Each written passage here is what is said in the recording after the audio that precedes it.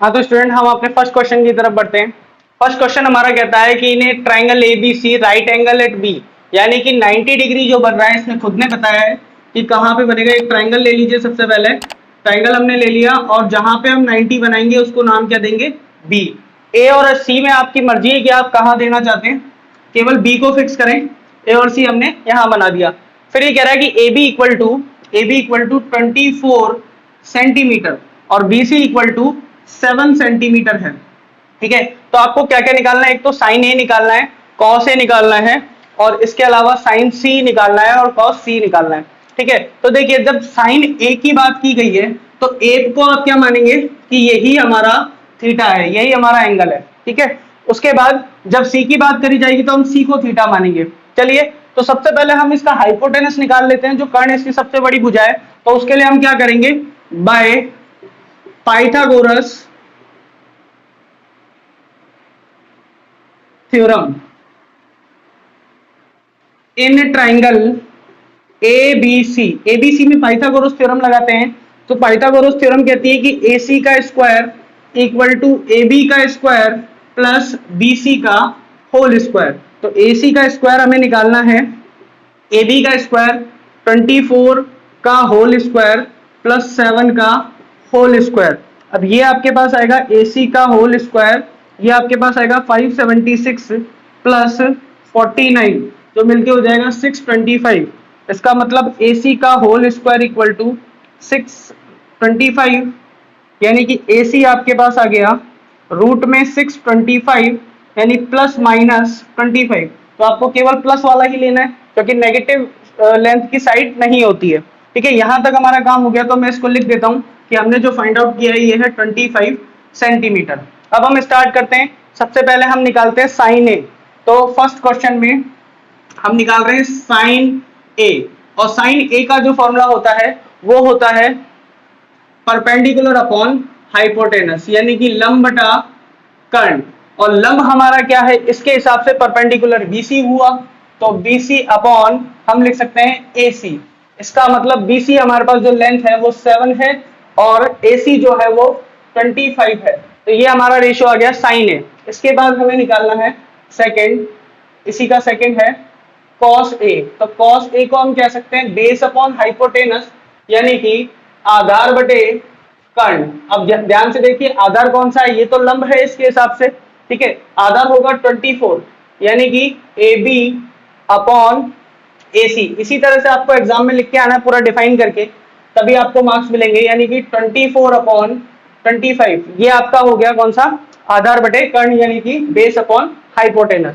Second question हमें जो कह रहा है वो कह रहा है कि ट्राइंगल तो यही है लेकिन इसका जो एंगल है वो इसने C को कंसीडर किया है। तो हम यहां से थीटा हटा के थीटा रख लेते हैं यहाँ पे। अब इससे क्या चेंज हुआ, इससे ये चेंज हुआ कि पहले जो ये लंब था अब लंब ये हो गया, यानी परपेंडिकुलर ये हो गया, और ये तो हाइपोटेनस फिक्स है और इसके अलावा बेस ये हो गया है। ठीक है, तो अब हम निकालते हैं सेकंड, क्या हमें सेकंड निकालना है साइन सी। तो साइन सी फॉर्मूला तो वही है परपेंडिकुलर अपॉन हाइपोटेनस। ठीक है, यानी कि लंब बटे कर्ण। आप इस तरह से लिख लिख के करेंगे तो क्या होगा, आपको फॉर्मूले जस्ट बहुत जल्दी याद हो जाएंगे। ठीक है, तो लंब बटे कर्ण यानी कि लंब आपका है आपकी AB अपॉन AC। तो आपके पास आ जाएगा 24/25। ठीक है, इसी तरह से हमें निकालना है cos C। cos C क्या होगा, फॉर्मूला तो वही है भाई, बेस अपॉन हाइपोटेनस। ठीक है, तो यानी कि आधार बटे कर्ण। अब इस C के हिसाब से आधार कौन सा है, वो 7 है, तो हम 7 रख देंगे। और हाइपोटेनस तो चेंज ही नहीं होता, हाइपोटेनस तो दोनों कंडीशन में सेम रहता है, सबसे बड़ी वाली साइड होती है हाइपोटेनस। तो 7/25 ये हमारा फर्स्ट क्वेश्चन सॉल्व हो गया है। ठीक है, इसको नोट कर लीजिए, फिर हम नेक्स्ट क्वेश्चन की तरफ बढ़ते हैं।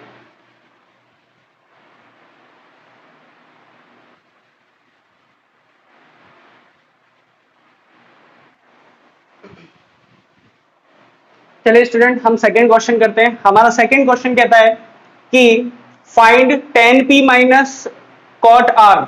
आपको फिगर दे रखा है, एक डायग्राम दे रखा है, इसमें से आपको tan p निकालना है, उसमें से cot r को माइनस कर देना है। ठीक है, तो थोड़ा इस क्वेश्चन को समझते हैं। आपको ट्रायंगल दिया हुआ है तो इसमें से क्या गायब है हमें देख लेना है। देखिए अभी कोई परपेंडिकुलर और कोई भी बेस इसमें मेंशन नहीं है। ठीक है, तो हम क्या करते हैं, पहले पाइथागोरस थ्योरम लगा के क्यू आर निकाल लेते हैं।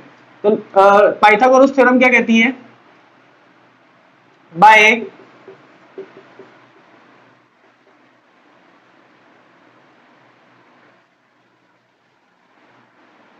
Pythagoras theorem in triangle P Q R, तो वो कहती है कि सबसे बड़ी वाली जो साइड है उसका स्क्वायर यानी पी आर का स्क्वायर किसके इक्वल हो जाएगा, पी क्यू के स्क्वायर प्लस क्यू आर के स्क्वायर के इक्वल हो जाएगा। ठीक है, हमें पता है कि हमारा पी क्यू है 12 सेंटीमीटर और पी आर है 13 सेंटीमीटर। इसको हम रख देते हैं यहाँ पे और हमारा कैलकुलेट करते हैं पी आर, सॉरी हाँ पी आर, क्यू आर हमें कैलकुलेट करना है। चलिए पी आर यानी कि 13 का स्क्वायर और पी क्यू आपको दे रखा है 12 का स्क्वायर और हमें फाइंड आउट करना है क्यू आर का स्क्वायर। जिसका स्क्वायर फाइंड आउट करना है, जो वैल्यू फाइंड आउट करनी है उसको हम ऐसे ही छोड़ देंगे। ये आपके पास हो जाएगा 169 और ये हो जाएगा 144 प्लस क्यू आर का स्क्वायर। ये इसमें से माइनस करोगे तो 25 बचेगा यानी क्यू आर का स्क्वायर इक्वल टू 25। तो क्यू आर की जो वैल्यू आएगी वो रूट में 25 आएगी यानी कि प्लस माइनस 5 आ जाएगी। ठीक है, तो ये आपका क्यू आर आ गया। तो क्यू आर को मैं लिख देता हूं, ये आ गया आपके पास 25 सेंटीमीटर। ठीक है, हाँ तो ये हमारा हाइपोटेनस है, हाइपोटेनस तो हमारा फिक्स है। ठीक है, अब हमें क्या निकालना है, सबसे पहले tan p। जब tan p हमें निकालना है तो हमारा एंगल हम कहां पे देखेंगे, p पर देखेंगे। ठीक है, इसके हिसाब से ये आपका हो जाएगा परपेंडिकुलर और ये आपका हो जाएगा बेस। इस चीज का बेसिकली ध्यान दीजिए, ये तो क्वेश्चन गलत हो जाएगा। ठीक है, तो हम निकालते हैं सबसे पहले tan p। tan p, tan का फॉर्मूला परपेंडिकुलर अपॉन बेस, इसका मतलब लंब बटे आधार। ठीक है, तो आपका लंब कितना है इसके हिसाब से देखिए क्यू आर और बेस कितना है, बेस है आपका पी क्यू। तो हम निकालते हैं 25 अपॉन 12। ठीक है, ये हमारा आ गया tan p। इसके बाद हमें जरूरत पड़ेगी cot r की।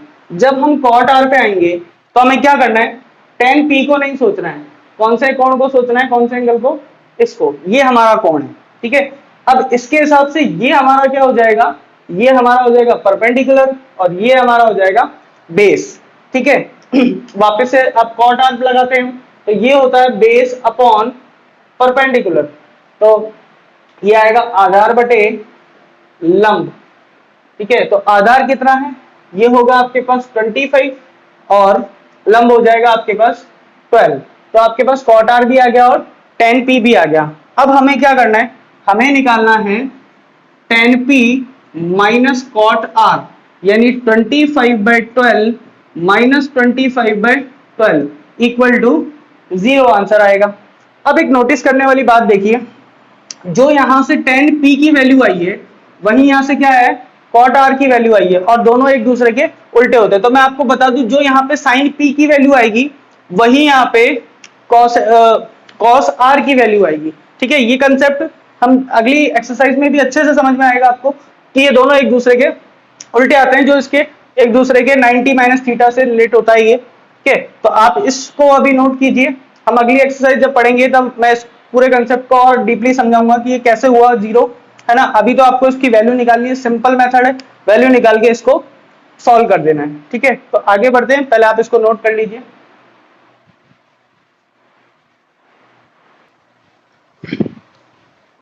चलिए स्टूडेंट्स, क्वेश्चन नंबर 3 और क्वेश्चन नंबर 4 आपके सामने है। अगर आपको मेरे वीडियोस पसंद आ रहे हैं, आपको सॉल्यूशन जो दिया जा रहा है वो पसंद आ रहा है, फ्री ऑफ कॉस्ट है ये, तो इसके लिए एक लाइक कर दीजिए आप, और मेरे चैनल को अगर सब्सक्राइब नहीं किया है तो उसको आप सब्सक्राइब कर दीजिए। ठीक है, चलिए क्वेश्चन नंबर 3 की तरफ बढ़ते हैं। अच्छा क्वेश्चन है कि साइन ए दे रखा है आपको 3/4। तो आपको क्या करना है, सबसे पहले एक ट्राइंगल बना लेना है। मैंने एक ट्राइंगल बना लिया। ठीक है, एक ट्राइंगल बन गया। अब एक तो 90 होगा, ये बात तो कंफर्म है। ठीक है, एक 90 होगा। अब इसको नाम कैसे दिया जाए कि कौन सा ए, कौन सा बी, कौन सा सी, सर हमें कैसे पता चलेगा। तो मैं आपको बता दूं कि अगर साइन ए दे रखा है तो आप ए को 90 ना लें, इसके अलावा किसी भी एंगल को आप 90 ले सकते हैं, चाहे आप बी को 90 लें, बी को 90 मान ले, चाहे सी को 90 मान ले, ए आपको 90 नहीं मानना है, ये बात का विशेष कर ध्यान रखें। तो मैं इसको बी मान लेता हूं क्योंकि बी से कोई लेना देना नहीं है, ना तो क्वेश्चन में है ना इसको जो पूछा गया है उसमें है, तो मैंने इसको बी मान लिया। अब आप ए कहीं भी मान लें और सी कहीं भी मान सकते हैं, ठीक है। तो इसके हिसाब से आपका ये हाइपोटेनस हो गया, है ना। अब हमें दे रखा है साइन ए, साइन ए दे रखा है 3/4। इसका मतलब ये है कि साइन ए होता क्या है, परपेंडिकुलर अपॉन हाइपोटेनस। तो 3 जो है वो परपेंडिकुलर को इंडिकेट कर रहा है और जो 4 है वो हाइपोटेनस को इंडिकेट कर रहा है, ठीक है। तो हम इसको मान लेते हैं कि परपेंडिकुलर हमारा 3 है, एक के और लगा लेते हैं क्योंकि ये रेशो है, हो सकता है ये 30 और 40 होता तब भी 3/4 आता, तो हमने एक के लगा लिया। अब हम क्या करेंगे, अब हमें निकालना है बेस, क्योंकि आपके पास क्या दे रखा है, आपको एक एंगल दे रखा है, तो इसके हिसाब से आपके पास परपेंडिकुलर तो ये होगा और आपका बेस ये हो जाएगा, ठीक है। तो आपके पास परपेंडिकुलर कितना है, वो है आपके पास 3k, और जो बेस हाइपोटेनस है आपके पास वो है आपके पास 4k। अगर आपके पास बेस आ जाएगा, ये वैल्यू फाइंड आउट हो जाएगी, तो आप आराम से cos a और tan a निकाल सकते हैं। तो इसके लिए हम क्या करेंगे, पाइथागोरस थ्योरम लगाएंगे। तो by Pythagoras theorem in triangle A B C, ठीक है। तो पाइथागोरस थ्योरम क्या कहती है कि AC का स्क्वायर इक्वल टू AB का स्क्वायर प्लस BC का स्क्वायर, ठीक है। ये मैंने लिख लिया, AC का स्क्वायर यानी इस साइड का स्क्वायर इक्वल टू इन दोनों के स्क्वायर का सम। तो AB हमारे पास नहीं है तो AB को ऐसा ही छोड़ देंगे, बाकी इसकी वैल्यू है 4k का स्क्वायर AB का स्क्वायर प्लस BC आपके पास है 3k का स्क्वायर। तो ये हो जाएगा आपका 9k और ये हो जाएगा आपके पास 16k, 16k स्क्वायर, और 9k स्क्वायर इधर आएगा तो माइनस हो जाएगा, आपके पास बचा AB का स्क्वायर, ये आपके पास बचेगा 7k square equal to AB का होल स्क्वायर।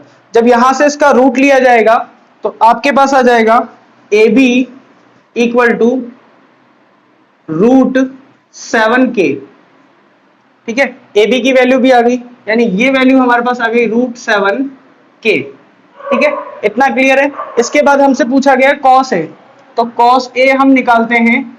cos a क्या होता है, आपके पास a ही एंगल पूछा गया है, a से तो आप इसकी कंडीशन चेंज नहीं करेंगे, इसकी पोजीशन चेंज नहीं करनी है, आपको लिखना है बेस अपॉन हाइपोटेनस। तो इसके हिसाब से बेस है √7k और हाइपोटेनस आपका है 4k, k से k गया तो √7/4 आपका आंसर है। इसके बाद आपको निकालना है tan a, फिर से पोजीशन कोई चेंज नहीं करनी क्योंकि दोनों एक ही फॉर्म में पूछे हैं, एंगल दोनों का यही है। फॉर्मूला क्या होता है, परपेंडिकुलर अपॉन बेस, ठीक है। तो आप इसको क्या लिख सकते हो, परपेंडिकुलर इसके हिसाब से क्या है 3k और आपके पास जो बेस है वो है √7k, k से k गया, आपके पास बचा 3/√7। ये दोनों आपके आंसर आपके सामने हैं, ठीक है। तो नेक्स्ट क्वेश्चन की तरफ हम बढ़ते हैं, इसका आंसर हो चुका है।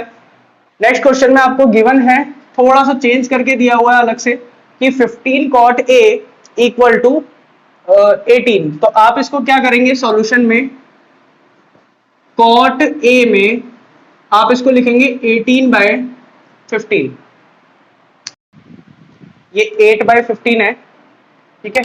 चलिए इसको सॉल्व करते हैं। तो हमें वापस से एक ट्राइंगल की जरूरत पड़ेगी, तो हमने यहाँ पे बना लिया एक ट्राइंगल। अब इसका नाम कैसे देंगे, देखिए a आपको क्वेश्चन में भी यूज हो रहा है और सॉल्यूशन में भी यूज हो रहा है, तो a को आप 90 नहीं ले सकते हैं, आप इसको 90 वाले को नाम दे दीजिए b। अब a कोई सा भी एंगल नहीं, चलिए अब की बार मैं नीचे ले लेता हूँ, a और c मैंने ऊपर ले लिया, आपकी इच्छा है, बस आप a को 90 नहीं मान सकते, ठीक है। b और c में से आप किसी को भी 90 मान सकते हैं, ठीक है। तो इसके हिसाब से cot a क्या होता है, cot a होता है आपका बेस अपॉन परपेंडिकुलर।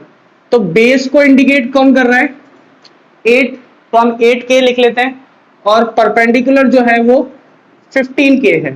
ठीक है, तो ये आपका हो गया। अब ए के हिसाब से, क्योंकि एंगल हमने ए लिया है, तो इसके हिसाब से जो परपेंडिकुलर है ये हो गया 15K, और ये बेस जो हो गया वो हो गया 8K। अब आपको निकालना है हाइपोटेनस यानी कि AC। हाइपोटेनस निकालने के लिए वही पाइथागोरस थ्योरम, तो बाय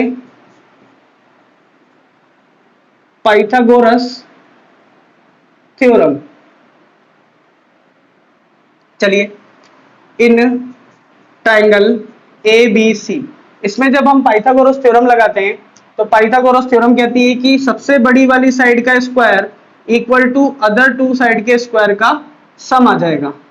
ठीक है, तो आपके पास क्या क्या है, देखिए, बेस जो है आपका 8K वो AB है, और परपेंडिकुलर है वो BC है।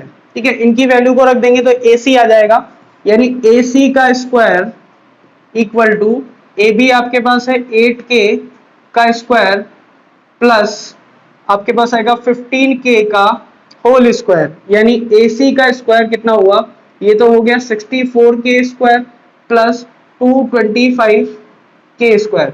इन दोनों को हम ऐड करेंगे तो ये आएगा 289K स्क्वायर, यानी AC का स्क्वायर आपके पास आ गया 289, यानी AC की जो वैल्यू आएगी रूट में 289K स्क्वायर, तो K बाहर आ जाएगा रूट में से, तो AC आपके पास आएगा 17K। ठीक है, AC की वैल्यू आपके पास आ गई 17K।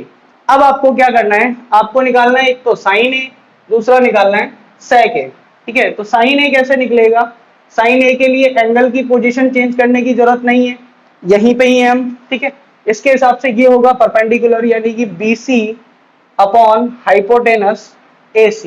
तो BC हो गया 15K जो गिवन था, और हाइपोटेनस हो गया 17K, K से K गया, आपके पास आ गया 15/17। ठीक है, इसके अलावा हमें दूसरा निकालना है सेक A। सेक A निकालना है तो सेक जो होता है वो होता है हाइपोटेनस अपॉन बेस, यानी कि AC अपॉन AB। AC आपके पास है 17K और बेस है 8K, तो K से K कैंसिल हो गया, आंसर आया आपका 17/8। ये आपका आंसर हो चुका है। ठीक है, तो स्टूडेंट नेक्स्ट क्वेश्चन हम अगले वीडियो में करते हैं, हमारे प्लेलिस्ट में सेकंड भी पार्ट है इसका, तो हम क्वेश्चन नंबर 5 से स्टार्ट होंगे अगले वीडियो में, ये आप नोट कर सकते हैं।